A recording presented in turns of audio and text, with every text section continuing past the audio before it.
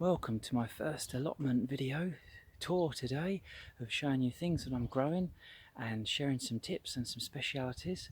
Whether you're growing small, medium or large spaces, you can still have some fantastic fun and enjoy nature, the vegetables, until my personal goal is to reach our small holding. Until then, let's have some fun.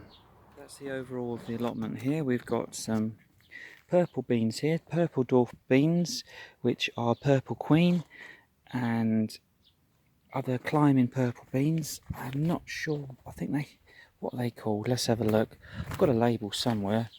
Purple violet. I think there's a longer part of the name here, but we've got two types of purple beans here, and as you can see, we've got some flowers coming now. If you can see the purple colour tinged to there. And these are great because the beans are climbing up these two towers here. Planted these today with some help from my friends. These are Swedes, so I've got different types. I've got Magris, Bestival and Bora. I've got some beetroots under the cloches here, and just some onions and horseradish at the back. Some more beans, so these are Cherokee Trail of Tears at the front, and this is Gigantus beans, which are great for putting in soups and stews. And the ones I'm really excited about are here. These are Jacob's cattle. So they're speckly, referencing in a sense the Bible, Jacob's cattle, which were speckledy, I think white and tan. So they're coming on well. Got some sets of sweet corn. I believe it's Georgian candy squash. And I think that could be a Russian squash there. Some thyme. Beautiful. Can't do enough of herbs. I recommend, hopefully I'll get some more. Some rosemary, some onions, red and white, in two beds here.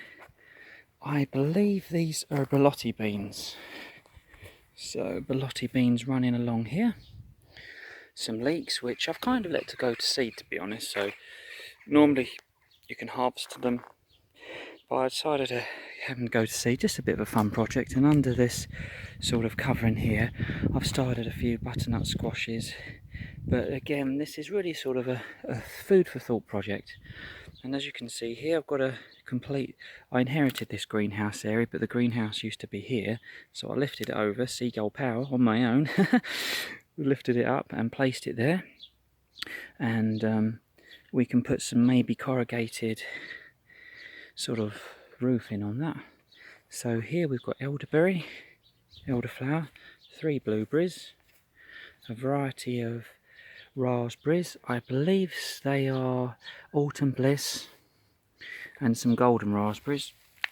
There's some lovely, beautiful, incredible. And now remember, with autumn raspberries, they are prima-canes, so they fruit on the same year's growth. Floricanes are normally summer bearing, which means they fruit on the second year growth. So that's a great way to remember. Autumn, you can have ever bearing where you can get 2 crops, but with autumn raspberries, best job is to cut them down and the new growth will produce you fruit.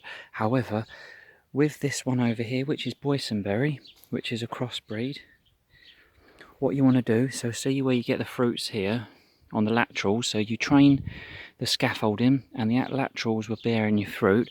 That you want to cut back at the end of the season, and the new growth here, as you can see, the new growth will be the fruiting for next season, so you want to keep that. And there's some great videos out there where it says to cut to a certain length, but you want to keep that for next year. So something to remember, look into it, autumn and summer bearing. Over here I've got some more raspberries. So these are brilliant. These are called Everbearing All Gold raspberries. So I'm not too worried. The birds have sort of enjoyed them. So this has he's put its summer crop out, and it will fruit again on this later in the season, as it in a sense can fruit twice potentially.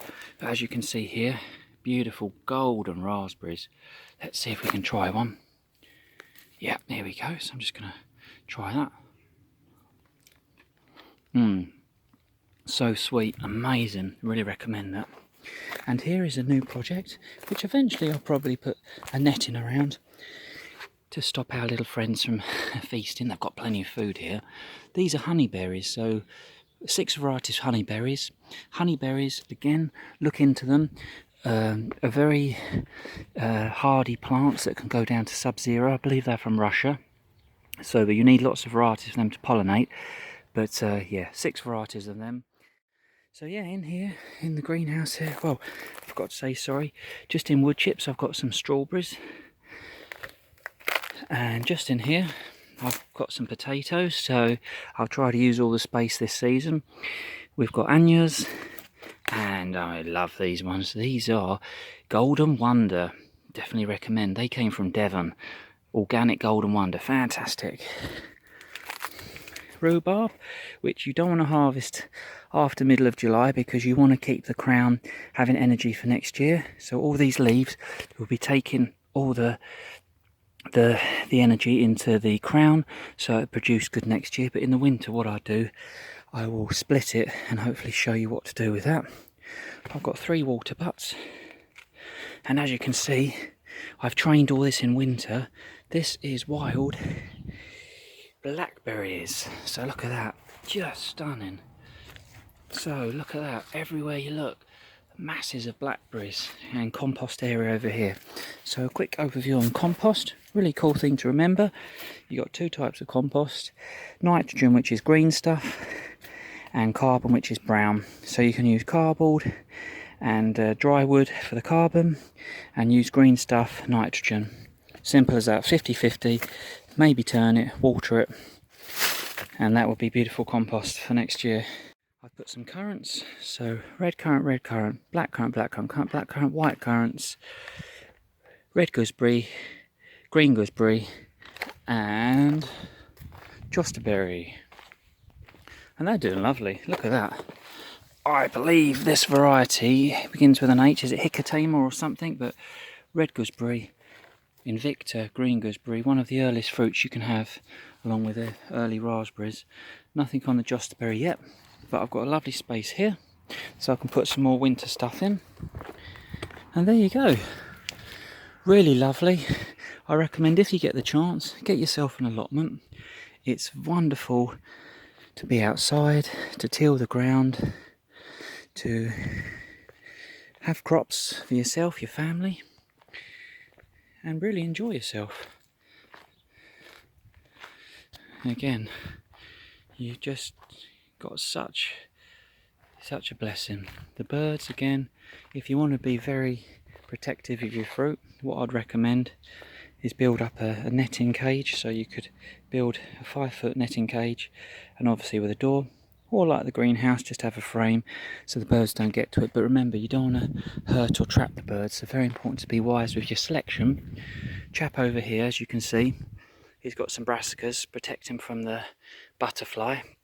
So that's a really good sort of netting, because it will protect his crops and it won't hurt the birds. So there you go.